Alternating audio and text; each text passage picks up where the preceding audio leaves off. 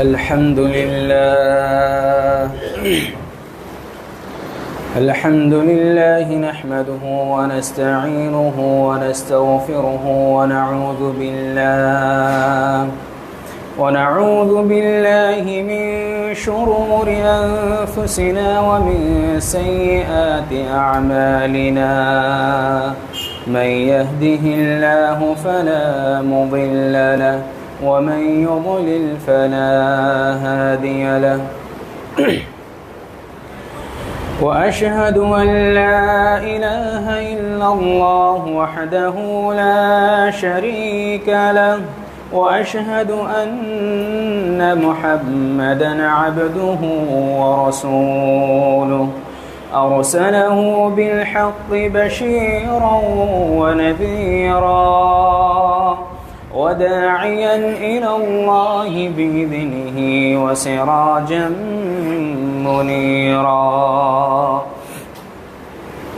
صلى الله تعالى عليه وعلى آله وأصحابه وأتباعه وأشياعه وأنصاره وأهل بيته أجمعين وسلم تسليما كثيرا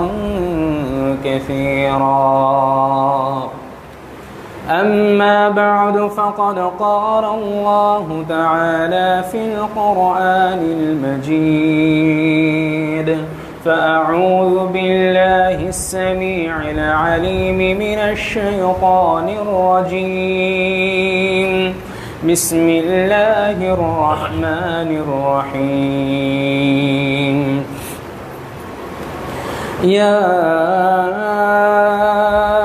أيها الذين آمنوا لا تلهكم أموالكم ولا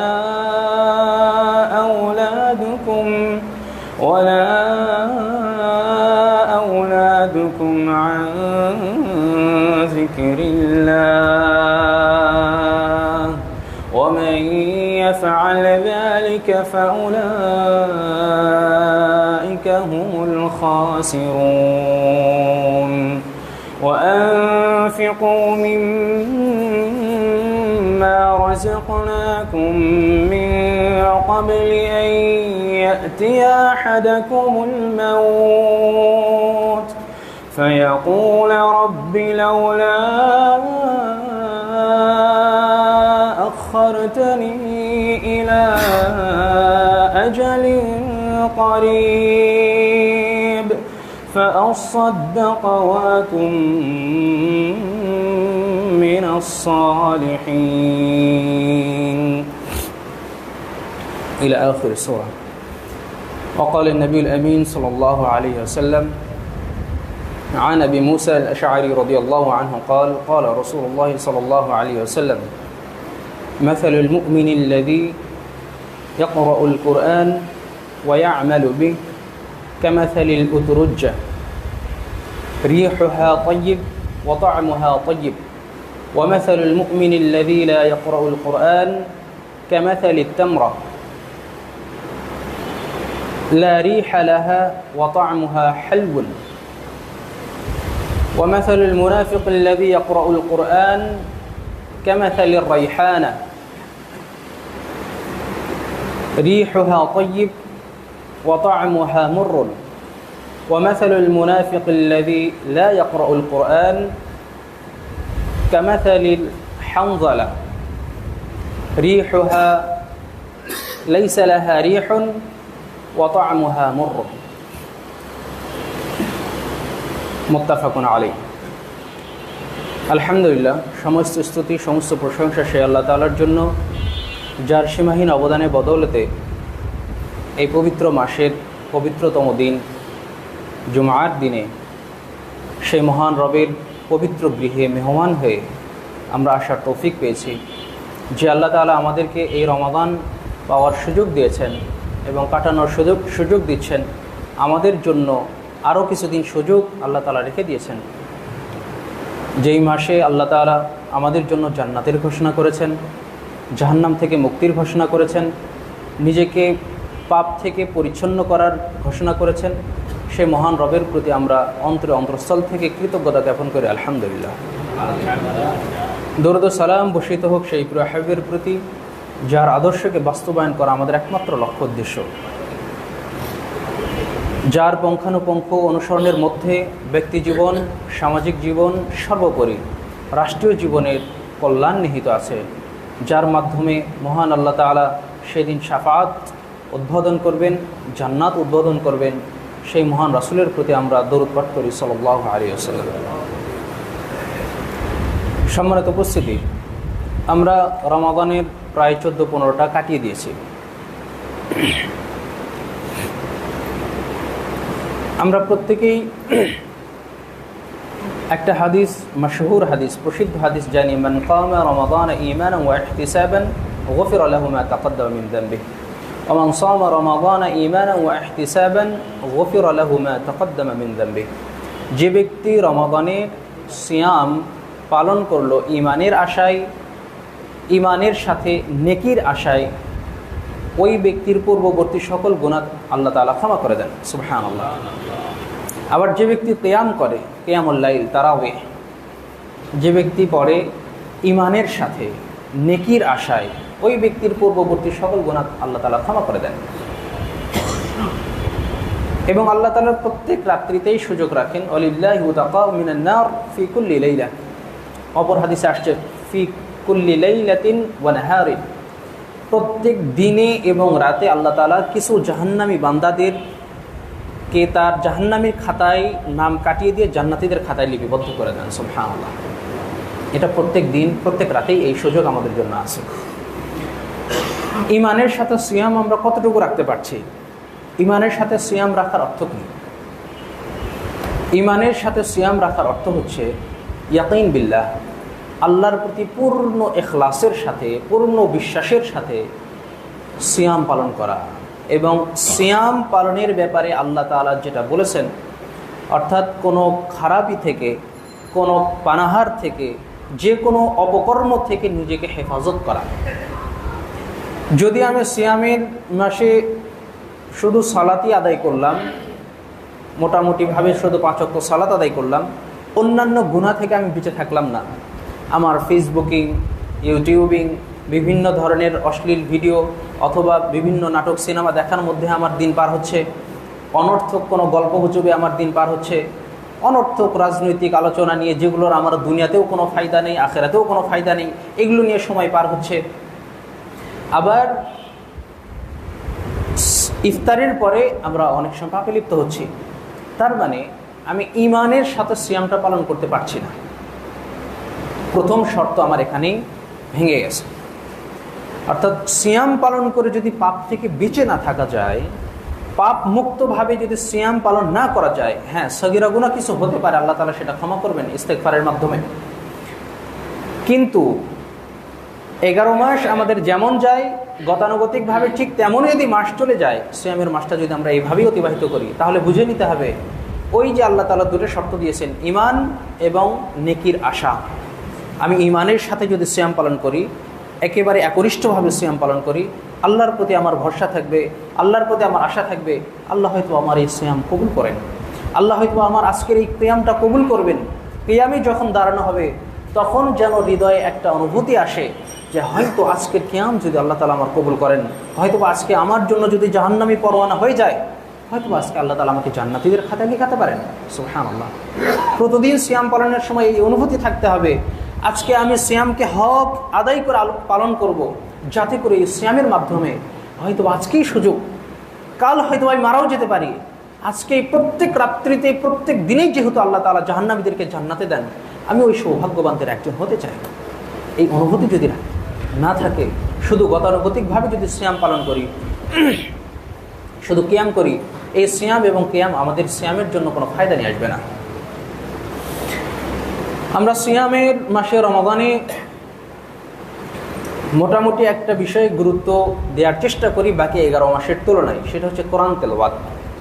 আজকে সংক্ষিপ্তভাবে তেলাওয়াত সম্পর্কে কিছু বলার চেষ্টা করব। মা তৌফিক ইল্লা বিল্লাহ, তাওয়াক্কালতু আলাইহি ইউনিক রব্বি ইশরাহ লি সাদরি ওয়া ইয়াসসির লি আমরি ওয়াহলুল উকদাতাম মিন লিসানি ইয়াফকাহু কওলি।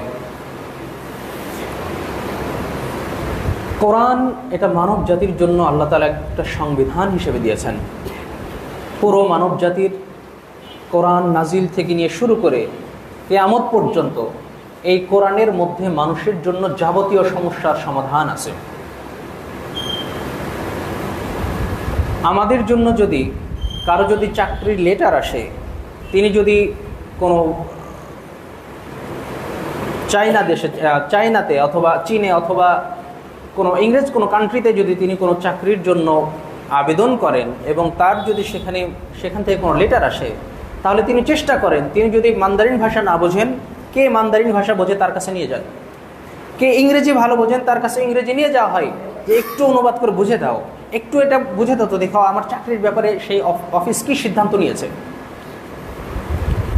আমরা আমাদের দুনিয়াবি কাজের জন্য, দুনিয়াবি কাজের সফলতার জন্য, দুনিয়ার সমাধান খোঁজার জন্য আমরা যে কোনো কিছু করতে প্রস্তুত আছি। যে কোরআন আল্লাহ তাআলা আমাদেরকে দিয়েছেন, এই কোরআনে আল্লাহ তাআলা বলে দিয়েছেন সকল কিছুর সমাধান এই কোরআনে আছে। লান তাযিল্লু মা তামাসসাকতুম বিহিমা কিতাবাল্লাহি ওয়া সুন্নাতা রাসূলিহি। রাসূল সাল্লাল্লাহু আলাইহি ওয়াসাল্লাম বিদায় হয়ে বলেছেন, দুইটা জিনিস যদি কেউ আঁকড়ে ধরে তাহলে কিয়ামত পর্যন্ত তারা পথভ্রষ্ট হবে না। কিতাবাল্লাহ, আল্লাহর কিতাব, ওয়া সুন্নাতা রাসূলিহি, রাসূলের সুন্নাত। এই কোরআনের মধ্যে আমাদের জন্য যে সমাধান আছে, এই কোরআনের মধ্যে যে আমাদের হৃদয়ের যে ঔষধ আছে, এইটা কিন্তু আমরা কি উপলব্ধি করার চেষ্টা করি না। আমরা অনেকেই কোরআন পড়ি গতানুগতিকভাবে, একটু নেকি পাওয়ার জন্য, একটু বারাকা পাওয়ার জন্য। প্রতি অক্ষরে যেহেতু 10 নেকি করে আছে, রমাদানে 10 নেকি আরও বৃদ্ধি করা হয়। আল্লাহ তাআলা সেই হিসাব নিজের হাতে আমাদেরকে দিবেন, সেই সওয়াব। সুতরাং এই জন্যই শুধু আমরা কোরআনটা তেলাওয়াত করি, যার কারণে কি হয়েছে, আমরা মুসলিম জাতি কোরআন অনুধাবন করতে না পেরে, কোরআনের মর্ম না বুঝে, কোরআন উপলব্ধি না করতে পেরে ইসলামের যে মৌলিক আদর্শ ছিল, যে সৌন্দর্য ছিল, এই সৌন্দর্য থেকে আমরা বের হয়ে এসেছি। এই জন্য রাসূল সাল্লাল্লাহু আলাইহি ওয়াসাল্লাম বলেছেন, বুখারী মুসলিমের হাদিসটা এসেছে, আবু মুসা আল-আশআরী রাদিয়াল্লাহু আনহু বলেন, রাসূল সাল্লাল্লাহু আলাইহি ওয়াসাল্লাম বলেছেন, মাসালুল মুমিনি আল্লাযী ইয়াকরাউল কুরআন ওয়া ইয়া'মালু বিহি। একজন মুমিনের দৃষ্টান্ত হচ্ছে যে কোরআন পড়ে, একজন কোরআন তেলাওয়াতকারী মুমিনের দৃষ্টান্ত হচ্ছে এবং যে কোরআন পড়ে এবং কোরআন অনুযায়ী আমল করে, কামাসালিল উদরুজ্জা, একটা সুগন্ধিযুক্ত ফল বা কমলার মতো, রিহুহা তাইয়্যিব ওয়া তা'মুহা তাইয়্যিব, যার সুঘ্রাণ সুমিষ্ট, যা খেতেও সুস্বাদু। ওয়া মাসালুল মুমিনিল্লাযী লা ইয়াকরাউল কুরআন, আর যেই মুমিনটা কোরআন তেলাওয়াত করে না, তার দৃষ্টান্ত হচ্ছে কামাসালিত তামরা, খেজুরের মতো, লা রিহা লাহা, খেজুরের কোনো ঘ্রাণ নাই, সুঘ্রাণ নাই, ওয়া তা'মুহা তাইয়্যিব, কিন্তু খেজুর খেতে সুমিষ্ট। ওয়া মাসালুল মুনাফিকি লা ইয়াকরাউল কুরআন, ওয়া মাসালুল মুনাফিকি ইয়াকরাউল কুরআন আল্লাযী ইয়াকরাউল কুরআন, আর মুনাফিকের দৃষ্টান্ত হচ্ছে যে ব্যক্তি কোরআন তেলাওয়াত করে, মুনাফিক হয়েও তেলাওয়াত করে, তার দৃষ্টান্ত হচ্ছে কামাসালির রাইহানা, রাইহানা নামক একটা ফলের মতো। এই ফল কেমন? রিহুহা তাইয়্যিব, তার সুঘ্রাণ আছে, এক জাতীয় ফুলের মতো তার সুঘ্রাণ আছে, কিন্তু তা'মুহা মুররুন, কিন্তু এটা খেতে খুবই তিক্ত, তিতা, এটা খাওয়া যায় না, খাওয়ার মতো না, কিন্তু সুঘ্রাণ আছে। আর ওই মুনাফিকের দৃষ্টান্ত হচ্ছে যে মুনাফিক আবার তেলাওয়াতও করে না, তার দৃষ্টান্ত হচ্ছে কাল হানজালাতি, হানজালা নামক একটা ফল, আরবিয়ান ফল। এই ফলের ব্যাপারে রাসূল সাল্লাল্লাহু আলাইহি ওয়াসাল্লাম বলেছেন, লাইসা লাহা রিহুন ওয়া তা'মুহা মুররুন, এর কোনো সুঘ্রাণও নেই, এটা খেতেও তিক্ত, খেতেও ভালো না। অর্থাৎ একজন মুমিন যদি কোরআন তেলাওয়াত করে, তার বাহ্যিক নিদর্শন যেমন সুন্দর হয়, তার চলাফেরা যেমন সুন্দর হয়, কোরআনের উপরে যখন কেউ আমল করে, তার মধ্যে, তার পরিবারে, তার ব্যক্তি জীবনে ইসলামের সৌন্দর্য যেমনভাবে পরিস্ফুটিত হয়, তার হৃদয়টাও ওই রকম উর্বর থাকে। আর যে ব্যক্তি শুধু কোরআন হয়তোবা বেশি তেলাওয়াত করে না, আল্লাহর প্রতি বিশ্বাস রাখে, তিনি হয়তোবা মননে আল্লাহর প্রতি বিশ্বাস রাখেন, 5 ওয়াক্ত সালাত আদায় করেন, কিন্তু তার ব্যক্তি জীবন এতটাও সুন্দর হয় না, তার বাহ্যিক জীবনটা এতটাও সুশৃঙ্খল হয় না, বিনয়পূর্ণ হয় না। আবার এক ধরনের মুনাফিক আছে, যারা শুধু কোরআন তেলাওয়াত করে কোরআনের মাধ্যমে কোনো আমল করে না, এরা হচ্ছে মুনাফিক। যারা শুধু তেলাওয়াত করে, সুন্দর কণ্ঠে তেলাওয়াত করছি, তেলাওয়াত সুন্দর হচ্ছে, কিন্তু কোরআনের আমল আমার মধ্যে নাই।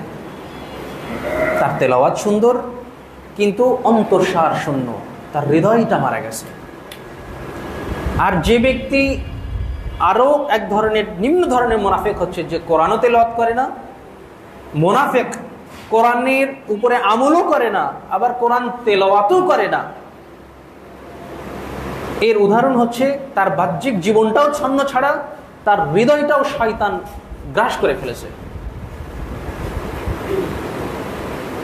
এই জন্য রাসূল সাল্লাল্লাহু আলাইহি ওয়াসাল্লাম, আল্লাহ তাআলা সূরা ফুরকানের 30 নম্বর আয়াতে বলেছেন, ওয়াকাল আর রাসূল, সেই দিন কিয়ামতের দিন রাসূল বলবে, রব্বি, হে আমার প্রতিপালক, ইয়া রব্বি, হে আমার প্রতিপালক, ইন্না কওমি ইত্তাখাযুল কুরআন মাহজুরা, আমার এই কওম, আমার এই জাতি কোরআনকে পরিত্যাগ করেছে।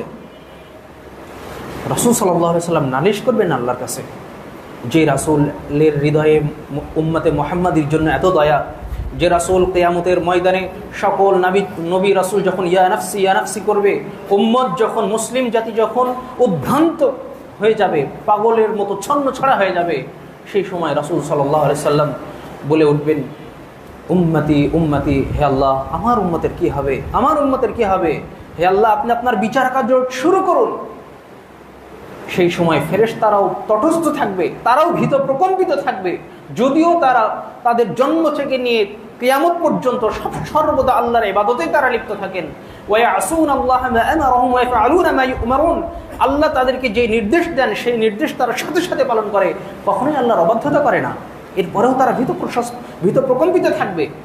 কিন্তু রাসূল সাল্লাল্লাহু আলাইহি ওয়াসাল্লাম তার উম্মতে মুহাম্মাদির জন্য আল্লাহর কাছে শাফাআত করবেন, সুবহানাল্লাহ বিহামদিহি ওয়া সুবহানাল্লাহিল আযীম।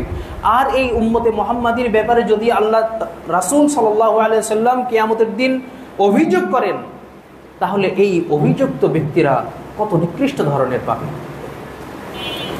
উলামায়ে কেরাম কোরআন পরিত্যাগকে কয় ভাগে ভাগ করেছেন। এক, হাজরুল ঈমান বিহি, কোরআনের প্রতি বিশ্বাস না রাখা, কোরআনকে পরিত্যাগ করার মতো। এরা হচ্ছে কাফের শ্রেণী, যারা কোরআনকে বিশ্বাস করে না, এরা হচ্ছে কোরআনকে পরিত্যাগ করেছে। দুই, হাজরুল কিরাআতি ওয়াল ইসতিমাউ ইলাইহি, কিরাত, কোরআন তেলাওয়াতও করে না, কোরআন শোনেও না, এরাও হচ্ছে কোরআনকে পরিত্যাগকারী। যারা কোরআন তেলাওয়াত করে না, আবার কোরআন শোনেও না, এরা হচ্ছে কোরআনকে পরিত্যাগকারী। তিন, হাজরুল আমালি বিহি ওয়াল ওয়ুকুফি ইনদাল হালাল ওয়াল হারাম, কোরআন পড়ে কিন্তু কোরআনের যে নির্দেশ, হুকুম, আহকাম আছে এগুলোর প্রতি সে আমল করে না। কোরআনের যেগুলোকে হালাল বর্ণনা করা হয়েছে সে ব্যাপারেও সে তোয়াক্কা করে না, হারামের ব্যাপারেও সে তোয়াক্কা করে না। কোরআন পড়ে কিন্তু কোরআনের উপরে আমল করে না, এই ব্যক্তিও কোরআনকে পরিত্যাগকারী, যদিও আমি মুসলিম। এরপরে তারা বলেছেন হাজরুত তাফাহুমি ওয়াত তাদাব্বুরি বিহি, অর্থাৎ কোরআন উপলব্ধি করার চেষ্টা করে না, কোরআন বোঝার চেষ্টা করে না, কোরআনে আল্লাহ তাআলা কি দিয়েছেন কোরআন অর্থ বোঝার চেষ্টা করে না, কোরআনে আল্লাহ তাআলা আমাকে কি বলেছেন এটা উপলব্ধি করার চেষ্টা করে না। কোরআন শুধু তেলাওয়াত করে, রমাদানে সে শুধু 2 বার করে খতমই দিচ্ছে, কিন্তু কোরআনের মর্মার্থ সে বোঝার চেষ্টা করছে না, কোরআন আমাকে কি বলছে এটাও সে জানার চেষ্টা করছে না।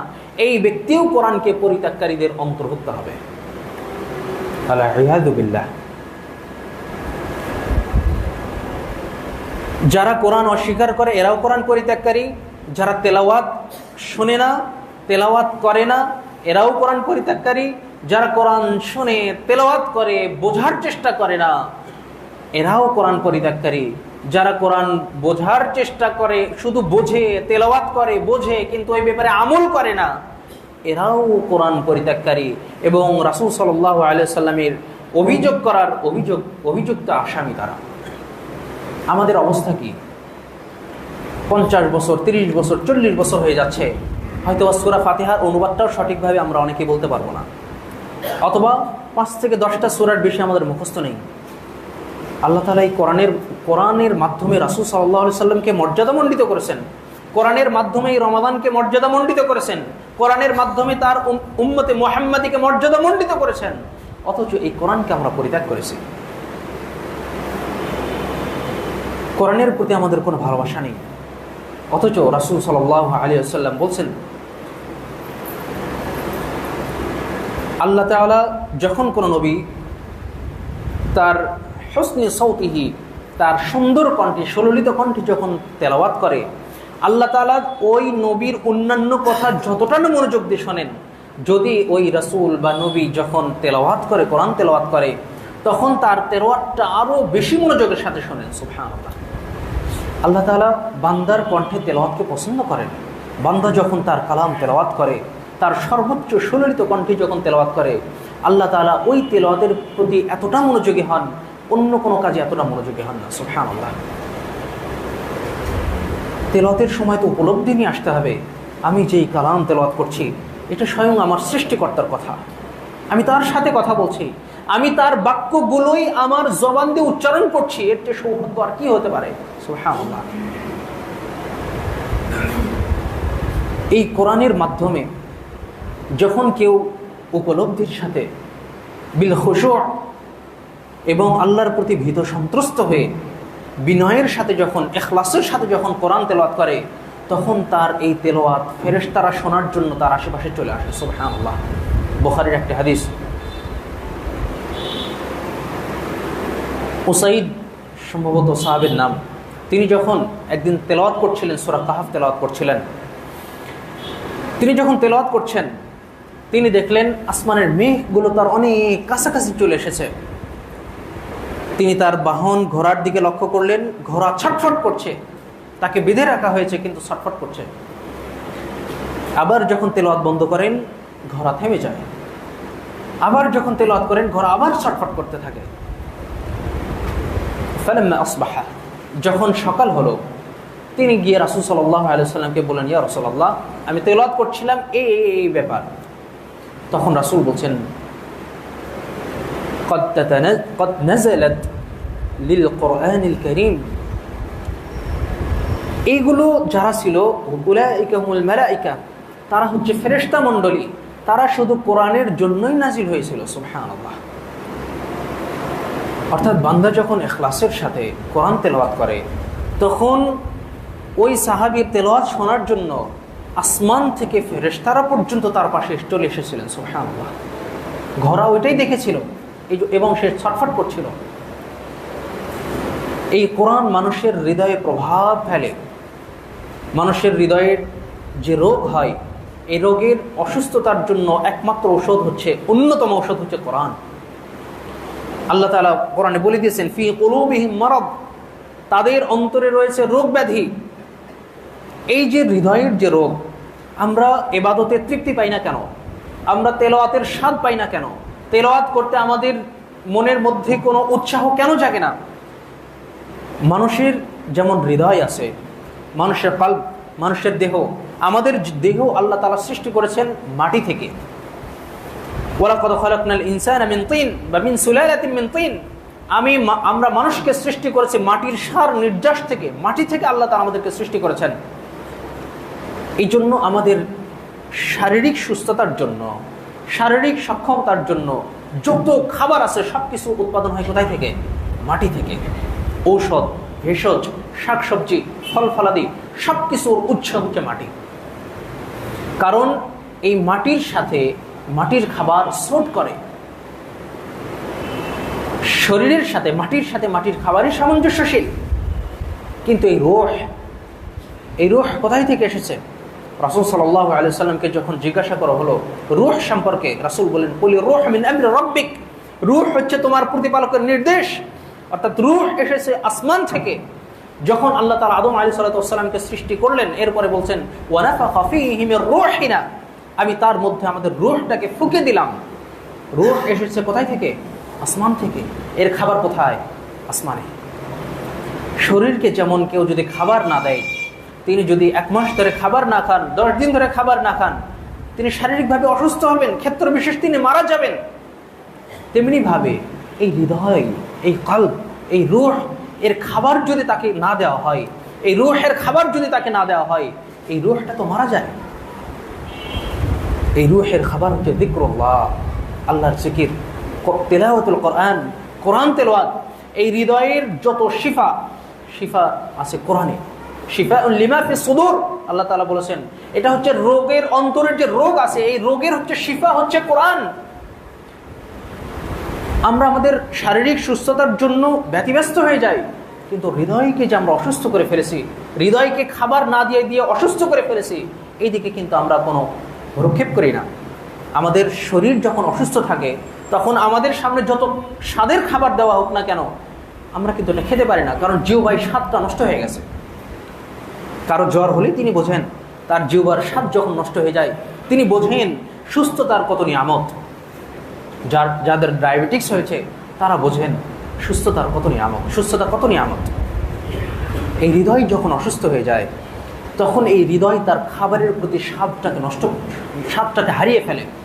এই হৃদয়ের খাবার হচ্ছে ইবাদত, এই হৃদয়ের খাবার হচ্ছে কোরআন তেলাওয়াত, এই হৃদয়ের খাবার হচ্ছে যিকরুল্লাহ। হৃদয় যখন রোগাক্রান্ত হয় তার ভিতরে ইবাদতের স্বাদ নষ্ট হয়ে যায়। এই হৃদয়ের উপরে তখন 5 ওয়াক্ত সালাত পড়তে প্রচণ্ড অনীহা আসে, তেলাওয়াত করা তার কাছে খুবই কষ্টকর মনে হয়, রুচি আসে না, স্বাদ নেই।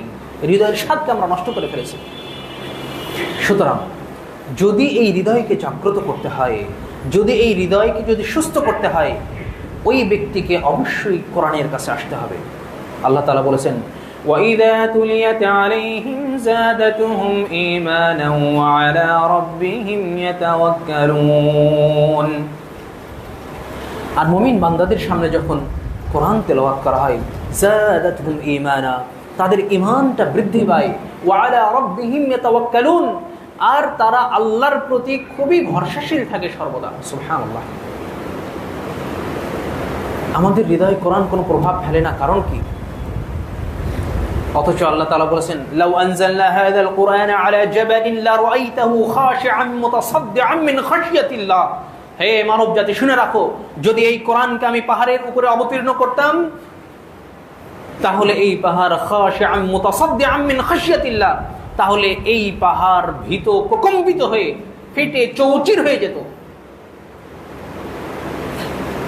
যেই পাহাড় পৃথিবীর পেরেক, ওই পাহাড় যদি কোরআনের ভার সহ্য করতে না পারে, এই হৃদয় কোরআনের এই হৃদয়ে কেন আসর পড়ে না? কেন আমাদের হৃদয়ে কোরআনের কোনো প্রভাব পড়ছে না? কারণ আমরা এই হৃদয়কে মেরে ফেলেছি, তেলাওয়াতের প্রয়োজন বোধ করি না, কোরআনকে আমরা পরিত্যাগ করেছি। এই জন্য আব্দুল ইবনে আমর রাদিয়াল্লাহু আনহু বলেছিলেন, খামসুন ইযা তুলিতুম বিহিন্না ওয়া আউযু বিল্লাহি আন তুদরিকুহুন্না। 5টি বিষয়ে তোমাদেরকে পরীক্ষা করা হবে, আমি আল্লাহর কাছে আশ্রয় প্রার্থনা করি যাতে এই 5টি বিষয়ে তোমাদেরকে পরীক্ষা না করা হয়। এর মধ্যে 4 নম্বর হচ্ছে লান তানকুদু আহদাল্লাহি ওয়া সুন্নাত নাবিয়্যি।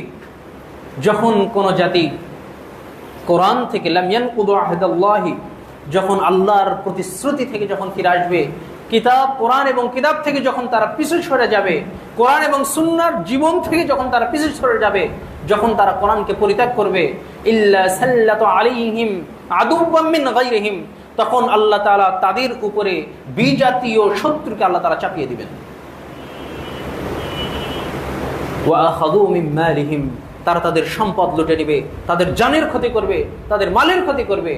আজকে সারা বিশ্বের দিকে যদি আমরা তাকাই, আমরা কোরআন এবং রাসূল সাল্লাল্লাহু আলাইহি সাল্লামের আদর্শ থেকে এতটাই বিচ্যুত হয়েছে যে আমাদের উপরে আল্লাহ তাআলা বিজাতীয় কাফের মুশরিকদেরকে চাপিয়ে দিয়েছেন। এটা আমাদের পাপের কর্মের ফসল। আমার লিবাসে ইসলাম নাই, আমার ব্যক্তি জীবনে ইসলাম নাই, আমার পরিবার জীবনে ইসলাম নাই, কিন্তু আমি মনে করছি এই যে যুদ্ধগুলো হচ্ছে এগুলো শুধুমাত্র তাদেরই দোষ, আমাদেরও দোষ। আমরা কোরআনকে পরিত্যাগ করেছি, কোরআনকে একমাত্র সংবিধান হিসেবে গ্রহণ করা হয়নি, কোরআনের মধ্যে সকল সমস্যার সমাধান খোঁজার চেষ্টা করা হয়নি, রাসূল সাল্লাল্লাহু আলাইহি সাল্লামের আদর্শের মধ্যে সকল সমস্যার সমাধান খোঁজার চেষ্টা করা হয়নি। সম্মানিত উপস্থিতি, এই রমাদান মাস কোরআন নাজিলের মাস। 21শে রমাদানে সর্বপ্রথম আল্লাহ তাআলা রাসূল সাল্লাল্লাহু আলাইহি সাল্লামের কাছে 5টি আয়াত নাজিল করেছেন। ইকরা বিসমি রাব্বিকাল্লাযী খালাক, খালাকাল ইনসানা মিন আলাক, ইকরা ওয়া রাব্বুকাল আকরাম আল্লাযী আল্লামা বিল কলম, আল্লামাল ইনসানা মা লাম ইয়ালাম। আমরা এই রমাদানে কোরআনের মর্যাদা কতটুকু বোঝার চেষ্টা করেছি? তারাবিতে একটু 2 আয়াত বেশি হলে বিরক্ত হয়ে যায়, কোরআন শুনতেও আমাদেরকে ভালো লাগে না। অথচ ইতোপূর্বে ইসলামের সূচনা লগ্ন থেকে শুরু করে হাজার হাজার কাফের মুশরিক শুধু কোরআন শুনে, কোরআনের মর্ম বুঝেই ইসলাম গ্রহণ করেছেন। সুবহানাল্লাহ। তুফাইল ইবনে আমির আদ-দাওসী রাদিয়াল্লাহু আনহু, তিনি ছিলেন সাহিত্যিক এবং কবি সম্রাট, আরবি সাহিত্যিক এবং আরবি কবি ছিলেন। আরবি ভাষার উচ্চাঙ্গতা তিনি বুঝতেন, আরবির উচ্চ লেভেলের তার জ্ঞান ছিল এবং তিনি ছিলেন নেতা মানুষ। তিনি যখন মক্কায় আসলেন তখন তাকে নিষেধ করা হলো, এই তুফাইল, তুমি তো কবি সম্রাট, তুমি এই মুহাম্মাদের কাছে যেও না, তার কথা যেন তুমি শোনো না, তার কথাতে জাদু আছে, তার কথা যেই শোনে সে মন্ত্রমুগ্ধ হয়ে যায়, সে ইসলাম গ্রহণ করে ফেলে, সুতরাং তুমি তার কথা শোনো না, এই লোক পাগল, জাদুকারী। তখন তিনি বললেন, তখন আমি আমার কানের মধ্যে কিছু কাপড় শিপি দিয়ে আমি মসজিদুল হারামের দিকে গেলাম।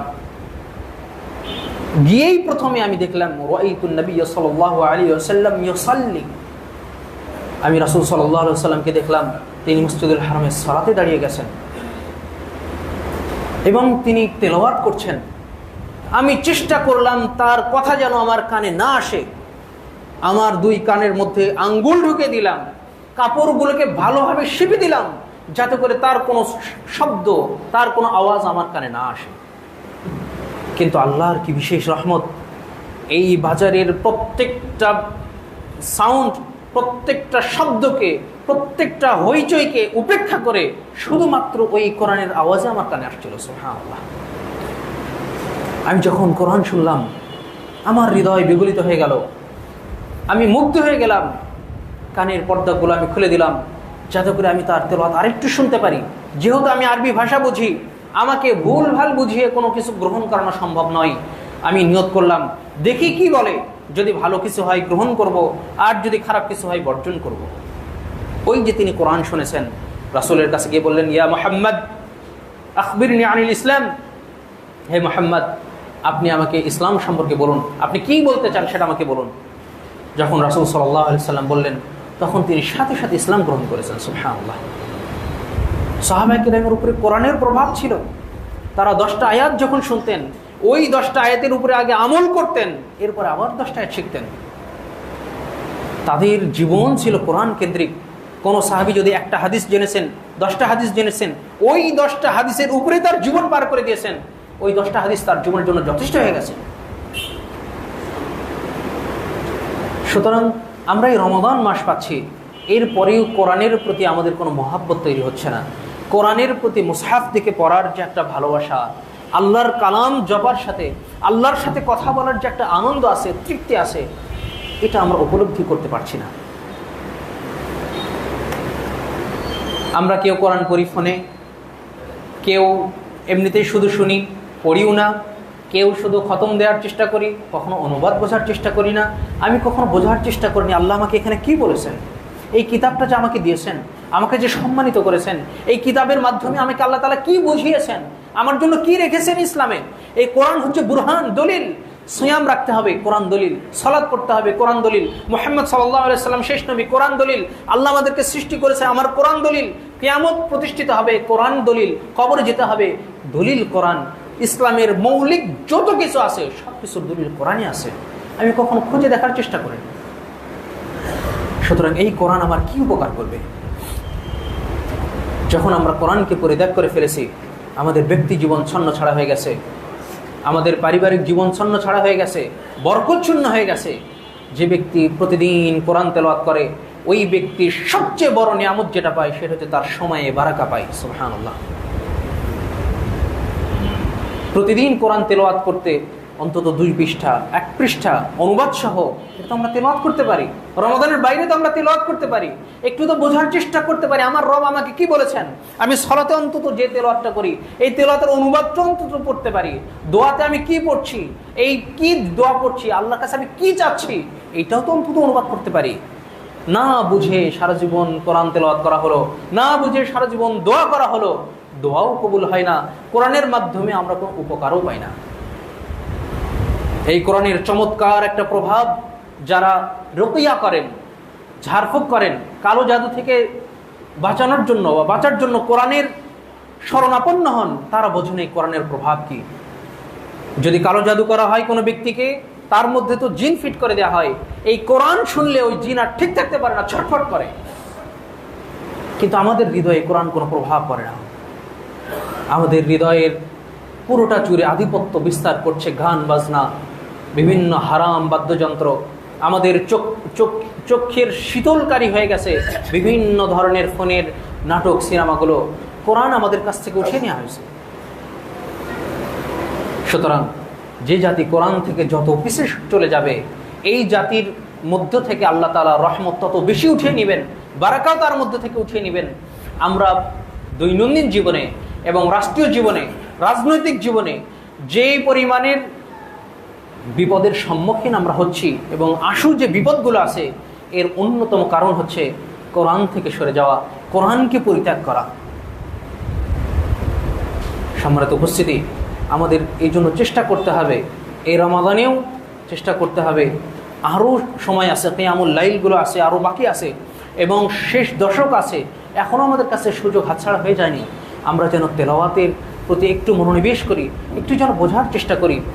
হৃদয়ের প্রশান্তির জন্য কোরআন এত মহা ঔষধ, এটা যারা কোরআন তেলাওয়াত না করেন তারা কখনো বুঝবেন না। কখনো যদি একাকিত্ব মনে হয়, কখনো যদি মনে হয় সন্তান আমার অবাধ্য হয়ে গেছে, স্ত্রী আমার অবাধ্য হয়ে গেছে, দুনিয়া আমার উপরে সংকীর্ণ হয়ে গেছে, আমার হৃদয়ের প্রশান্তিটুকু আমি হারিয়ে ফেলেছি, আমার হৃদয় ছন্ন ছাড়া হয়ে গেছে, আমি সিদ্ধান্তহীনতায় ভুগছি, কোরআনের দিকে একবার ফিরে আসুন। নীরবে নিভৃতে একটু কোরআন নিয়ে পড়ার চেষ্টা করুন। শুধু কোরআনের হরফগুলোই পড়ুন, কোরআন শুধু পড়ার চেষ্টা করুন, হৃদয় থেকে, অন্তর দিয়ে, আবেগ দিয়ে, ইখলাসের সাথে। এবং এই কোরআনে আমার মানসিক প্রশান্তি আছে, এই উপলব্ধি নিয়ে, আমার রবের কালাম আমি পড়ছি, এই উপলব্ধি নিয়ে একবার পড়ার চেষ্টা করুন। এই হৃদয়ের যদি কোরআনের প্রভাব না পড়ে, এই হৃদয়ের যদি কোরআনের যে তাসির আছে এটার যদি প্রভাব না পড়ে, তারপরে আপনি বুঝবেন যে হয়তোবা আমার পাপ আছে। যদিও ওই ব্যক্তি পাপী থাকে, তারপরেও ওই ব্যক্তির উপরে এই কোরআনের প্রভাব পড়বে। কোরআনের মাধ্যমে তার হৃদয়ের চিকিৎসা হয়, কোরআনের মাধ্যমে তার হৃদয় সুস্থ হয়। কোরআন একটু পড়তে হয় জোরে জোরে, যদি কারো সমস্যা না হয়, যদি রিয়ার সমস্যা না থাকে, তাহলে কোরআন জোরে পড়াই ভালো। কোরআনের এই যে শব্দ রণন যেগুলো আছে, শব্দ তরঙ্গ আছে, এই তরঙ্গ হৃদয়ে প্রভাব ফেলে। এই জন্য দেখবেন যারা তেলাওয়াত সুন্দর করে সকল সুন্দর তেলাওয়াতের হৃদয়ে আসর করে না, এবং অনেক সময় সাদামাটা তেলাওয়াতের হৃদয়ে প্রভাব ফেলে। যেই কোরআনটা হৃদয় থেকে তেলাওয়াত করা হয়, যেই কোরআনটা ইখলাসের সাথে তেলাওয়াত করা হয়, ওই কোরআন হৃদয়কে প্রভাবিত করে। যদি আপনি কোরআন তেলাওয়াত করেন, হৃদয় থেকে কোরআন তেলাওয়াত করবেন, কোরআন দেখে পড়ার চেষ্টা করবেন, মুসহাফ দেখে পড়ার চেষ্টা করবেন, বোঝার চেষ্টা করবেন। যেখানে জাহান্নামের কথা আছে ওই আয়াতগুলো একটু বারবার পড়ার চেষ্টা করবেন, যেখানে জান্নাতের কথা আছে ওই আয়াতগুলো একটু বারবার পড়ার চেষ্টা করবেন। যখন জাহান্নামের আয়াত আসবে, হে আল্লাহ আপনি আমাকে জাহান্নাম থেকে পরিত্রাণ দিন। যখন জান্নাতের কথা আসবে, হে আল্লাহ আপনি আমাকে জান্নাতে দিয়ে আমাকে পুরস্কৃত করুন। এইভাবে আল্লাহর কাছে দোয়া করা, এবং কোরআন যখন উপলব্ধি নিয়ে পড়া হয়, কোরআনের যে শব্দ তরঙ্গ আছে এইটা যখন কানে যায়, তখন এইটা হৃদয়ে স্পর্শ করে। শোনার মধ্যেও হৃদয়ের উপরে প্রভাব, হৃদয়ে এটার কোরআন প্রভাব ফেলে। সুতরাং কোরআন পড়ার চেষ্টা করতে হবে প্রতিদিন, প্রত্যেকটা দিন আমাদেরকে কোরআন পড়তে হবে। প্রত্যেকটা দিন অন্তত 2-1টা করে আয়াতের অনুবাদ করার চেষ্টা করতে হবে। কোরআন আমাকে আল্লাহ তাআলা কেন দিয়েছেন এটা উপলব্ধি করার চেষ্টা করতে হবে। কোরআন শুধুমাত্র তাকের উপরে ঝুলে রাখার জন্য নয়। একটা কোরআনকে ঢেকে রেখে দিলাম, সপ্তাহে একদিন করে বের করলাম, আবার রমাদান মাসে শুধু একবার করে বের করলাম, তাহলে আমরা কোরআনকে পরিত্যাগকারী জাতিতে পরিণত হয়ে যাব। সম্মানিত উপস্থিতি, এই রমাদানকে আল্লাহ তাআলা সম্মানিত করেছেন এই কোরআনের মাধ্যমে, আমাদেরকে সম্মানিত করেছেন এই কোরআনের মাধ্যমে, শেষ নবী রাসূল সাল্লাল্লাহু আলাইহি ওয়াসাল্লামকে সম্মানিত করেছেন এই কোরআনের মাধ্যমে। আমাদের সম্মান যে কিতাব, আমাদের সংবিধান যে কিতাব, ওই কিতাবকে যেন আমরা পরিত্যাগ না করি। ভালোবাসা নিয়ে, উপলব্ধি নিয়ে একটু কোরআন তেলাওয়াতের চেষ্টা করলে ওই ব্যক্তি ওই কোরআনে মানসিক প্রশান্তি অবশ্যই পাবে, অবশ্যই পাবে।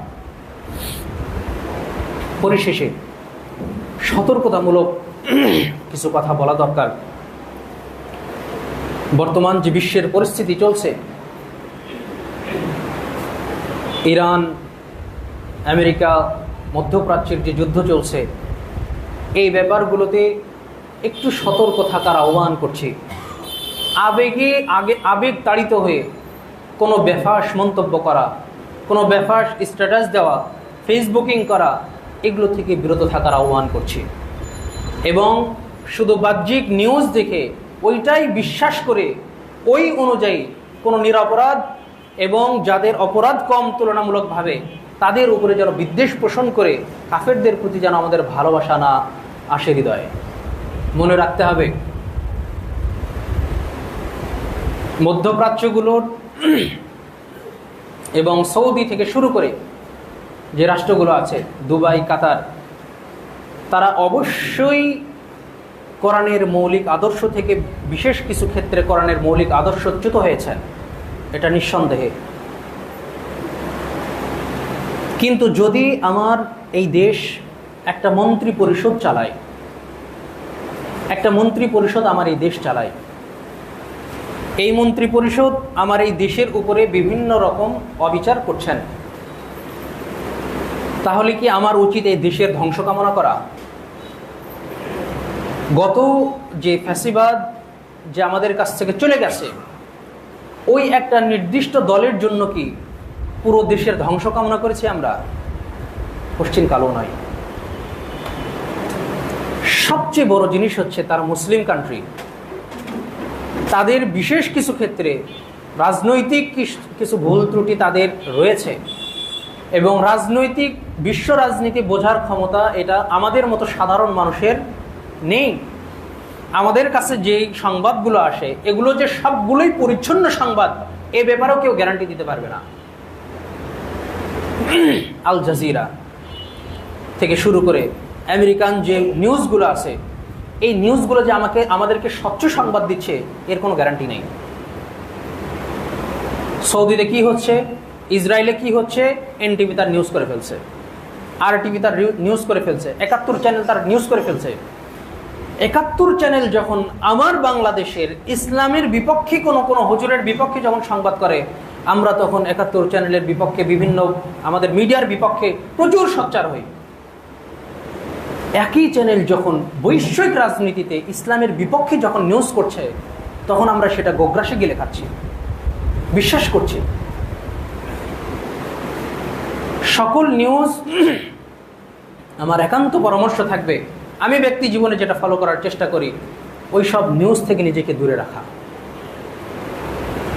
নিজেকে নিরপেক্ষ রাখার চেষ্টা করা, আল্লাহর কাছে দোয়া করা, আল্লাহ তাআলা যেন মুসলিম উম্মাকে কল্যাণের দিকে আল্লাহ তাআলা যেন অগ্রযাত্রা করেন, মুসলিমদেরকে যেন আল্লাহ তাআলা কল্যাণের দিকে নিয়ে যান, এবং কাফির মুশরিকদেরকে যেন আল্লাহ তাআলা ধ্বংস করেন, এবং মুসলিমদের মধ্যে যে ভুল ত্রুটিগুলো আছে,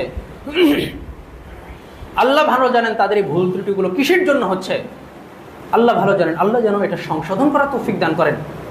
আমি একটা নির্দিষ্ট গোষ্ঠীর জন্য আমার রাসূলের দেশের ধ্বংস কামনা করতে পারি না, যেখানে আমার রাসূল শুয়ে আছেন, যেখানে শুয়ে আছেন অসংখ্য সাহাবায়ে কেরাম, যেই ভূমির ধুলোবালাই ইসলামের প্রত্যেকটা ইতিহাসের সোনালী যে ইতিহাসগুলো ধুলোতে ধুলোতে মিশে আছে, আমি ওই দেশের ধ্বংস কামনা করতে পারি না শুধু নির্দিষ্ট একটা গোষ্ঠীর জন্য। যদি বাহ্যিকভাবে মনে হয় তারা অমুসলিমদের সাথে তারা মিশে গেছেন, যদি বাহ্যিকভাবে দেখে মনে হয় তারা অমুসলিমদের সাথে মিশে গেছেন, এই ব্যাপারে সবর ইখতিয়ার করতে হবে, আল্লাহর কাছে দোয়া করতে হবে। কারণ ওই রাজনীতি সম্পর্কে আমার কোনো জ্ঞান নেই, আমাকে আমার হয়তোবা কোনো দলের নেতা আমাকে কিছু বলছে, আমি সেটা বিশ্বাস করছি। আমার কোনো প্রিয় মানুষ, প্রিয় কোনো শাইখ যেভাবে ব্যাখ্যা করছেন, আমি ওই ব্যাখ্যাকেই বিশ্বাস করছি, এবং ওটার উপরে ভিত্তি করে আমি আমার মত ব্যক্ত করছি। যখন কোনো নাস্তিক আয়েশা রাদিয়াল্লাহু আনহাকে নিয়ে গালি দেয়, আমরা তার বিরুদ্ধে মিছিল করি, তার ফাঁসি কামনা করি। যখন কোনো নাস্তিক কোরআনের বিপক্ষে কথা বলে, আমরা তার ফাঁসি কামনা করি, ক্ষেত্র বিশেষ তাকে হত্যা করে ফেলা হয়। কারণ কি? কারণ তিনি শার্ট পরে আছে, স্কুল ছাত্র, তার মুখের দাড়ি ওইভাবে নেই, কাটাদাড়ি, প্যান্ট শার্ট পরে আসেন, তার মানে তিনি ইসলামের বিপক্ষে। পক্ষান্তরে যিনি বড় আলখেল্লা পরে আসেন, সুন্নতি দাড়ি, আবার মাথায় পাগড়ি, চমৎকার আবা থেকে শুরু করে মুখে আল্লাহর কালাম চলছে, তিনি যদি আয়েশা রাদিয়াল্লাহু আনহার ব্যাপারে জেনার কথা বলেন, এটাকে আমরা এগুলো বিষয়ে মতনৈক্য আছে, এগুলোকে আমরা পরে পরে বলি। কেন? আমার সামনে উম্মুল মুমিনিন, পুরো মুসলিম উম্মার মা হিসেবে যিনি খ্যাত, জান্নাতের সুসংবাদ প্রাপ্ত আয়েশা রাদিয়াল্লাহু আনহা, তাকে তার ব্যাপারে যখন তারা বলছে তিনি রাসূল সাল্লাল্লাহু আলাইহি ওয়াসাল্লামের মৃত্যুর পরে, রাসূল সাল্লাল্লাহু আলাইহি ওয়াসাল্লাম জীবিত থাকতে তো তিনি জিনা করেছেন আল-ইয়াদু বিল্লাহ, এবং রাসূল সাল্লাল্লাহু আলাইহি ওয়াসাল্লামের মৃত্যুর পরে অসংখ্য সাহাবীর সাথে তিনি একত্রে গোসল করেছেন আল-ইয়াদু বিল্লাহ, এরপরেও তিনি আমার নেতা কিভাবে হন? যারা মনে করেন ওমর, আবু বকর জাহান্নামী, তাদেরকে শাস্তি দেওয়া হবে, তারা মক্কা দখল করতে পারলে আয়েশা রাদিয়াল্লাহু আনহাকে কবর থেকে উঠিয়ে তাকে জিনার শাস্তি দিবেন, এই বিশ্বাস লালনকারী ব্যক্তিকে আমরা কিভাবে মুসলিমদের রাহবার হিসেবে গ্রহণ করেছি? ইসলামের ক্ষেত্রে আবেগ দিয়ে নয়, একটু বিবেক দিয়ে উপলব্ধি করতে হবে। তারা তো আমাদেরকে যারা যারা নামের শুরুতে মুহাম্মদ রাখে, আবু বকর রাখে, ওমর রাখে, তাদেরকে তো তারা হত্যা করে ফেলেন, এটা তো আমাদের বুঝতে হবে। শুধু দূরে থেকে তো এটা করা চলবে না। তাদের একটা আকীদা হচ্ছে তাকিয়া, অর্থাৎ তারা নিজেদেরকে অন্যান্য মুসলিম যারা সুন্নি আছে তাদের ব্যাপারে তারা খুবই ভালো মত পোষণ করবেন, তাদের সামনে তারা ইসলামী মাইন্ডেই থাকবেন, এবং যখন সুযোগ হবে তখন তারা আক্রমণ করবেন। এটা হচ্ছে তাকিয়া, অর্থাৎ যখন ক্ষমতা কম আছে তখন আমি ইসলামের আদর্শের মতো করে মুসলিমদেরকে ও সুন্নিদেরকে আমি ভাই হিসেবে আখ্যায়িত করব, যখন আমার ক্ষমতা চলে যাবে তখন আমি তাদেরকে কাফির হিসেবে চিহ্নিত করে তাদেরকে নিঃশেষ করে দিব। ইরানে অসংখ্য পেগোডা মন্দির থাকলেও, খ্রিস্টানদের গির্জা থাকলেও কোনো আহলুস সুন্নাহ ওয়াল জামাতের মসজিদ নেই। ইরানে অসংখ্য আহলুস সুন্নাহ ওয়াল জামাতকে জবাই করে করে হত্যা করা হয়েছে, এবং সিরিয়াতে ইরানের মদতপুষ্টে সিরিয়ায় প্রায় 50 বছর প্রায় 50 লক্ষ মুসলমানকে, সুন্নি মুসলমানকে হত্যা করা হয়েছে, 56,000 28,000 নারী শিশুকে হত্যা করা হয়েছে। এবং ইরাকের যে যুদ্ধের সময় তখন স্পষ্ট সহযোগিতা করছে ইরান। আর্মেনিয়া এবং আজারবাইজানের যে যুদ্ধ হচ্ছিল, আর্মেনিয়া খ্রিস্টান রাষ্ট্র হওয়া সত্ত্বেও আজারবাইজান শুধু সুন্নি রাষ্ট্র হওয়ার কারণে ইরান সহযোগিতা করেছে খ্রিস্টান রাষ্ট্রকে। ইতিহাসগুলো তো পড়ার চেষ্টা করতে হবে, ইতিহাসগুলো বোঝার চেষ্টা করতে হবে। শুধুমাত্র সুন্দর পোশাক আর মুখে যদি কোরআনের 2টা আয়াত হয় এবং আমরা শুধু আল্লাহর জন্য যুদ্ধ করি, এগুলো বাহ্যিক কথা শুনে এত বিমোহিত হলে হবে না। আমি বলছি না যে সৌদি নির্দোষ, মধ্যপ্রাচ্যগুলো নির্দোষ, নিঃসন্দেহে তারা ইসলামের মৌলিক আদর্শ থেকে বিশেষ কিছু ক্ষেত্রে তারা বিচ্যুত হয়ে গেছেন, আমরা তাদের হেদায়েতের দোয়া করি। কিন্তু কোশ্চিনকালও কোনো মুসলমানের উপরে তার কিছু কাবিরা গুনার জন্য তার প্রতি সম্পূর্ণ ঘৃণা ঢেলে দিয়ে একজন কাফিরের উপরে যেন আমাদের সকল ভালোবাসা, আমার সকল আবেগ যেন তার পক্ষের না চলে যায়, এই জিনিসগুলো আমাদের অবশ্যই খেয়াল রাখতে হবে। রমাদান মাস, যত দূর সম্ভব এইসব রাজনৈতিক আলোচনা থেকে নিজেকে হেফাজত করা। দরকার কি আমার ফেসবুকে স্ট্যাটাস দেওয়ার? দরকার কি ইরানের ওই যিনি মারা গেছেন বা তার পক্ষে এত ভালোবাসা দেখানো? আমার কি দরকার? এটা থেকে আমার কোনো ফায়দা আছে? আমার মাধ্যমে কি আমি কি আখিরাতের কোনো কল্যাণের কাজ করছি? আমার কি দিন এখানে উপকৃত হচ্ছে? কি দরকার? কি দরকার বৈশ্বিক রাজনীতি নিয়ে আমাদের মধ্যে কলহদ্বন্দ্ব করা? কোনোই দরকার নেই। সুতরাং নিজে আমল কি করছি, নিজে ব্যক্তি জীবনে কতটুকু ইসলাম পালন করতে পারছি, ওগুলো তো রাষ্ট্র। আমি ব্যক্তি জীবনে কতটুকু ইসলাম পালন করতে পারছি, আমার দেশের কি অবস্থা, আমার দেশের ইসলামের কি অবস্থা? 92% মুসলিমের দেশে আজ পর্যন্ত কোরআনের কোন সংবিধান চালু হয়নি। 92% মুসলিমের দেশে এই 50 বছরে আজ পর্যন্ত কোনো ইসলামী বিধানের প্রতি কোনো অনুশাসন দেখানো হয়নি। বড় বড় দল আমরা ইসলামের জন্য একটা কোনো কথা বলতে পারিনি সংসদে গিয়ে, কিন্তু আমরা বৈশ্বিক রাজনীতির ইসলামের বিপক্ষে কথা বলছি। সুতরাং বেশি আবেগ দিয়ে নয়, একটু নিরপেক্ষ দৃষ্টিতে আল্লাহর কাছে দোয়া করতে হবে, হে আল্লাহ, আপনি আমাকে সঠিক সিদ্ধান্ত নেওয়ার তৌফিক দান করুন। আমার হৃদয় যেন কোনো কাফির মুশরিকের প্রতি খুবই ভালোবাসাপূর্ণ না হয়, এবং কোনো মুসলিম ভাইয়ের প্রতি তার কবিরা গুনার জন্য তাকে যেন আমি কাফিরের চেয়েও নিকৃষ্ট মনে না করি।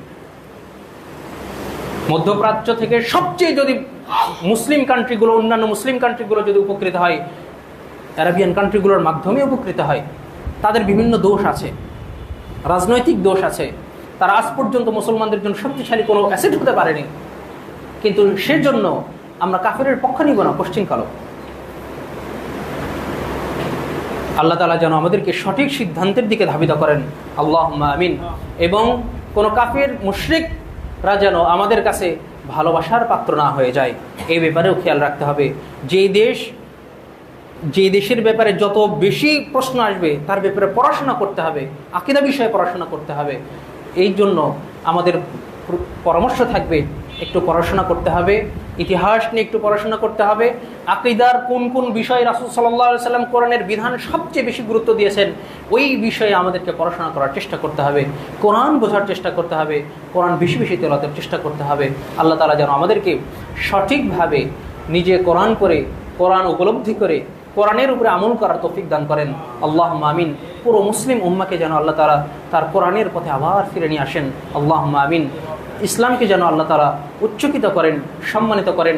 কোনো পাপিষ্ঠ মুসলমানের জন্য যেন আল্লাহ তাআলা সকল মুসলমানের উপরে এই আযাবটা যেন আল্লাহ তাআলা না দেন, আল্লাহুম্মা আমিন। এই যুদ্ধ যত লম্বা হবে তত অর্থনৈতিক অবস্থা আরও বেগতিক হবে। আল্লাহ তাআলা যেন আমাদেরকে ওই সমস্যা থেকে উত্তরণের তৌফিক দান করেন, আল্লাহুম্মা আমিন। যেসব কাফের মুশরিক মুসলমানদের উপর আক্রমণ করছে আল্লাহ তাআলা তাদেরকে ধ্বংস করে দিন, আল্লাহুম্মা আমিন। আকুলু ক্বালি হাযা আস্তাগফিরুল্লাহ লি ওয়া লাকুম ওয়া লিসাইরিল মুসলিমিন ফাস্তাগফিরুহু ইন্নাহু হুয়াল গফুরুর রহিম।